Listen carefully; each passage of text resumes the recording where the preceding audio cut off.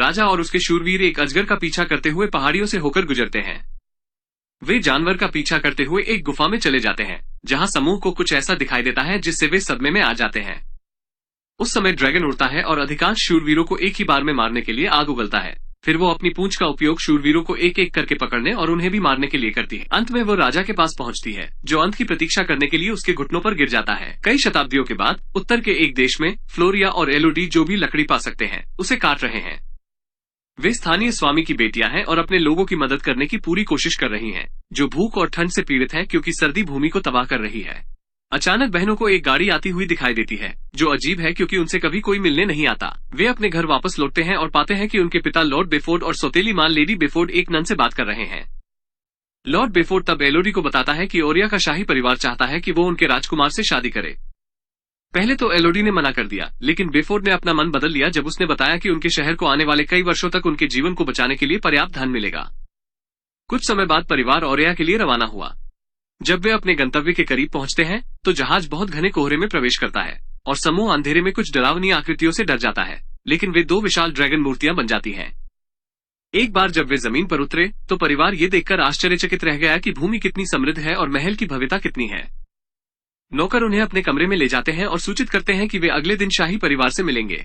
एलोडी दरबार देखने के लिए बालकनी में जाता है और दूसरी बालकनी पर उसकी उम्र की एक लड़की को देखती है, जिसे जल्द ही एक नौकरानी अपने साथ ले जाती है। उस रात एलोडी सो नहीं सकी, इसलिए वो खुद को ड्राइंग में व्यस्त रखती है। फिर वो ताजी हवा लेने के लिए बालकनी में जाती है और देखती है कि दूसरी लड़की के कमरे में रोशनी नहीं है। वो दूर से मशालें देखकर भी आश्चर्यचकित हो गई, जिसका अर्थ है कि कोई आधी रात में पहाड़ पर जा रहा है। अगले दिन एलोडी का परिवार राजपरिवार से मिलता है।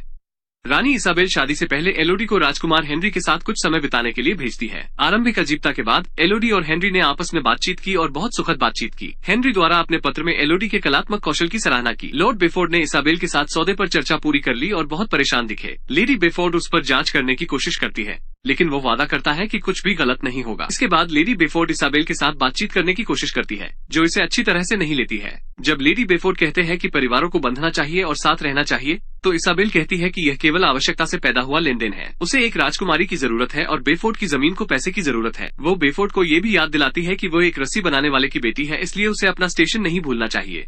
शाम को चिंतित लेडी बेफोर्ड एलोडी को बताने जाती है कि कुछ संदिग्ध हो रहा है, इसलिए वो सोचती है कि शादी रद्द कर दी जानी चाहिए, लेकिन वे चीजों पर आगे चर्चा कर सके। लॉर्ड बेफोर्ड आते हैं और सभी को बिस्तर पर भेज देते हैं। अगली सुबह नौकरानियां एलोडी को समारोह के लिए तैयार होने में मदद करती हैं। उसे एक खूबसूरत पोशाक दी गई है, जिसमें एक कुंद, खंजर और इत्र के साथ एक डिफ्यूजर शामिल है। शादी अच्छी तरह से चलती है।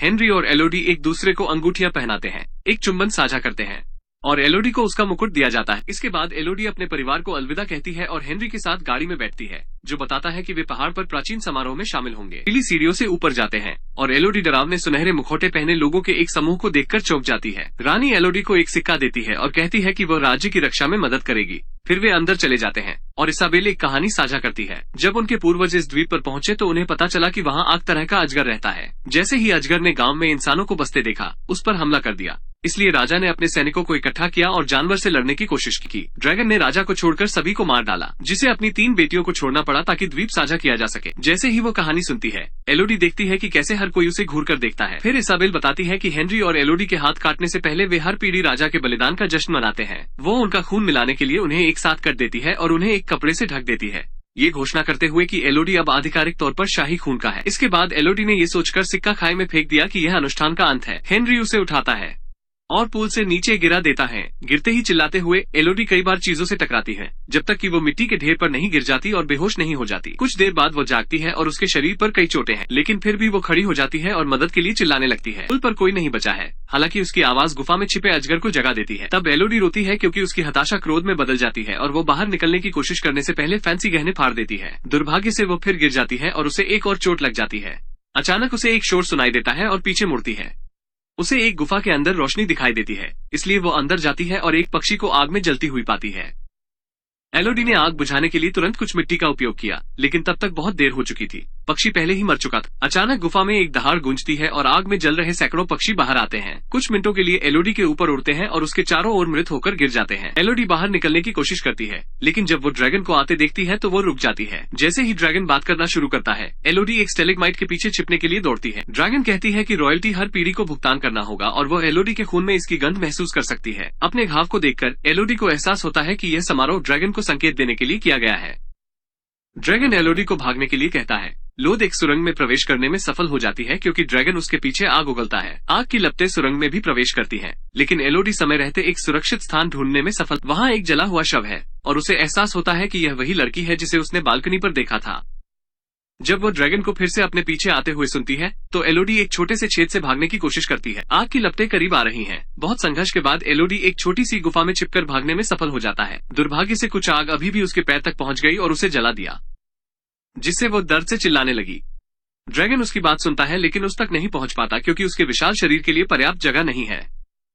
एक बार जब ड्रैगन चला गया तो एलोडी को कुंद खंजर की याद आई और अपनी पोशाक का एक हिस्सा काट दिया और फटे कपड़े से घाव पर पट्टी बांधती है। इसके बाद वो डिफ्यूजर खोलती है और लालटेन के रूप में उपयोग करने के लिए उसमें थोड़ी सी आग पकड़ लेती है। अंततः उसे एक बहुत ही संकीर्ण मार्ग मिल जाता है। वो उसमें से रेंगना शुरू कर देती है और उसकी पोशाक फिर से उसमें फंस जाती है और सुरंग से बाहर निकलती है, लेकिन लगभग एक चट्टान के किनारे से गिरती है। वो अभी भी दूसरी तरफ रोशनी देख सकती है, इसलिए अपनी शादी की अंगूठी उतारकर खाई में फेंकने के बाद एलोडी पीछे हटती है और एक बड़ी छलांग लगाने के लिए दौड़ती है। चट्टान का दूसरा किनारा फिसलन भरा है और वो टिक नहीं सकती, लेकिन सौभाग्य से जैसे ही वो नीचे फिसलती है उसकी बेल्ट एक चट्टान में फंस जाती है। ये जल्द ही टूट जाता है।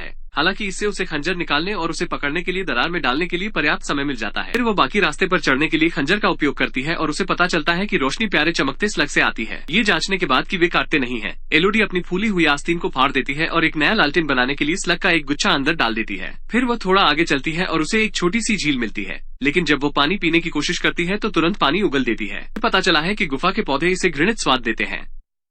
हालांकि छत पर भी बर्फ टपक रही है, इसलिए एलोडी किसी भी बूंद को पकड़ने के लिए उसके नीचे खड़ी हो जाती है। अचानक बर्फ तेजी से पिघलने लगती है और उसमें से आने वाली रोशनी थोड़ी लाल दिखती है, इसलिए एलोडी अपनी आंखें खोलती है और देखती है कि ड्रैगन अपनी आग से बर्फ को तोड़ रहा है। जैसे ही ड्रैगन बर्फ को तोड़ता है और उसका पीछा करने के लिए सराय में उतरता है, एलोडी भाग जाती है।